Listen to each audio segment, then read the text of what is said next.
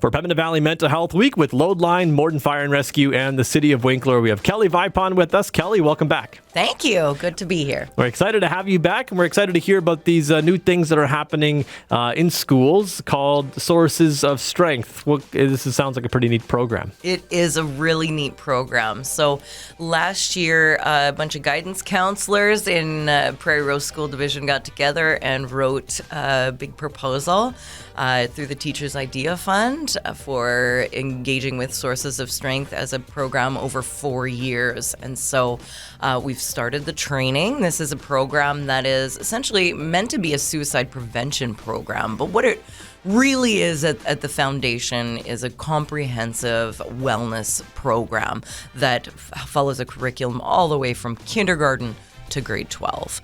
And so it's focused very much on strength-based programming. So that is, looking at our strengths that exist in our life. So these are things like family supports, positive friends, mentors, healthy activities, spirituality, generosity, mental health, and physical health, and how all of these different factors can play a role in bringing strength to us. And then there's the other side of it where we also learn about emotional regulation, and we learn about each one of these different areas and things that we can do to strengthen it further, and to learn how to be honest with ourselves as well when things get tough.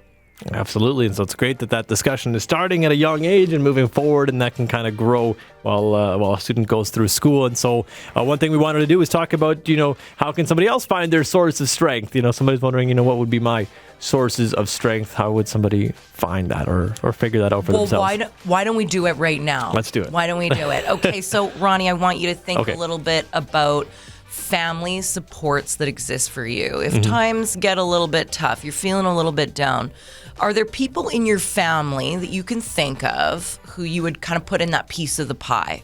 Absolutely. I think I'd put my mom in there. Mom's in there? Absolutely. Awesome. 100%. Very good. Mom's a person that you can talk to if you're going through something difficult.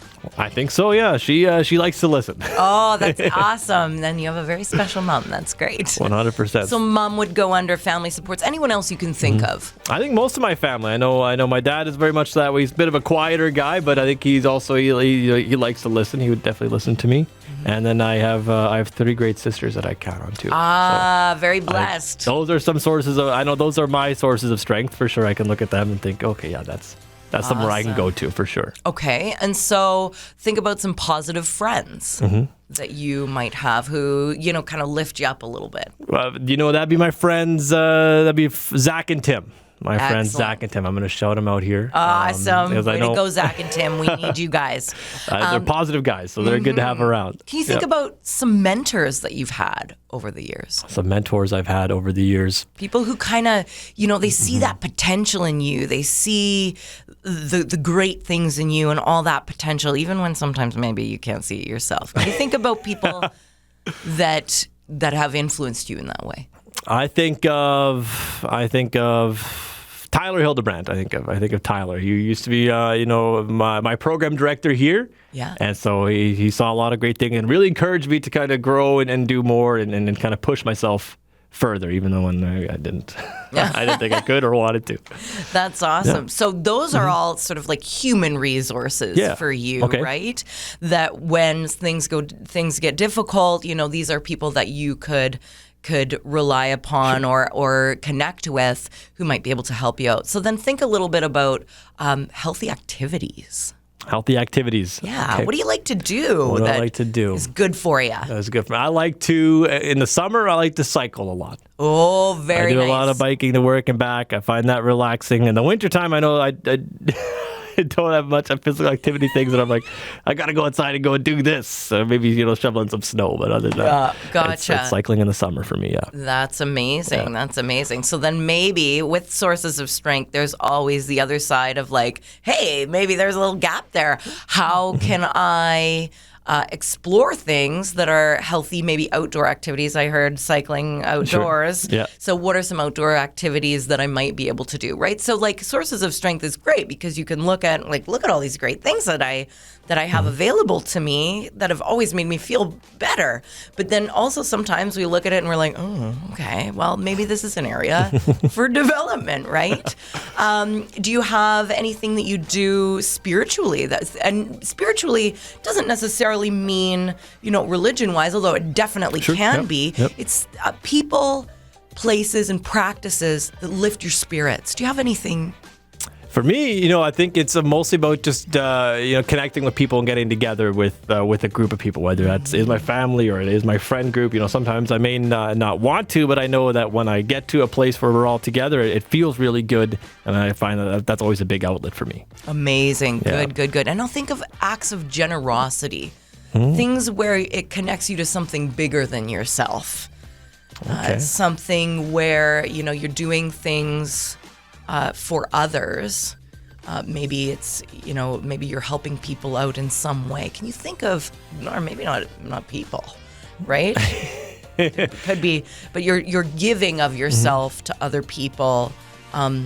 Pure act of giving. Can you think of anything? Pure act of giving. I find a lot in my work.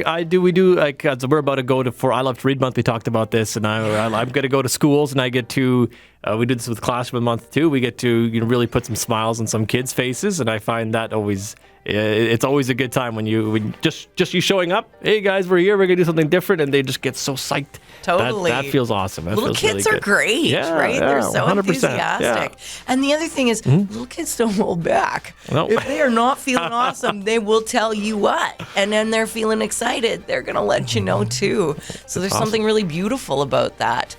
So the last couple, physical health. So think about things like sleep. Do you get 8 hours of sleep, Ryan? No, I don't.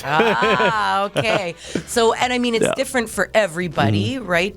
Typically, according to statistics anyways, and I know people aren't numbers, but women typically need a little bit more sleep than men. Sure. But it's individual for each person. So sleep, nutrition, exercise, things like that. Drinking enough water is really important. And then other mental health practices, what we notice when we get into this sources of strength wheel is that mental health is really tied to all those other things. It's a lot to think about, but it's good to take stock of what you have out there to kind of empower you and strengthen you. That's awesome. Absolutely. Right on. Kelly, thanks so much for walking us through that. It was a unique experience, and it was so great to have you again. Awesome. Thanks for having me.